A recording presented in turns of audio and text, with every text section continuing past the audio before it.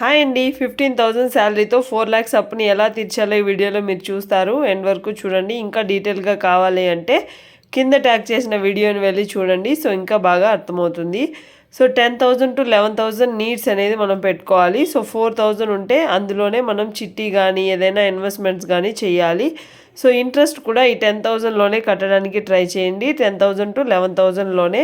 Next వచ్చేసి చిట్టి వచ్చేసి ఒక 4,000 ఒక 5 years కడితే మనకైతే 4 lakhs అప్ అనేది తీరిపోతుంది. ఇది ఒక వే అనమాట. సో నెక్స్ట్ వచ్చేసి గోల్డ్ కానీ ల్యాండ్ కానీ ఏదైనా ఉంటే దాన్ని సేల్ చేసి అప్పు అనేది కట్టేయండి. సో లేదు మీకు ఇంకా తక్కువ ఇంట్రెస్ట్ కి కావాలి, సో మీ అప్పుతో పాటు వడ్డీ కడుతూ వచ్చేస్తే త్వరగా తీరిపోవాలి అంటే సంఘం కానీ క్రాప్ లోన్ కానీ తీసుకోండి. సో అందులో మనకు తక్కువ ఇంట్రెస్ట్ వస్తుంది కాబట్టి త్వరగా అయితే అప్పు తీర్చేయచ్చు. నెక్స్ట్ 15,000 శాలరీతో మీకు ఇంకా ఖర్చులు ఇంకా ఎక్కువైపోతాయి కాబట్టి ఎక్స్ట్రా ఇన్కమ్ సోర్సెస్ని అయితే మీరు బిల్డ్ చేసి పెట్టుకోండి. సో మీకు త్వరగా 4 lakhs అప్ అనేది తీరిపోతుంది. బాయ్.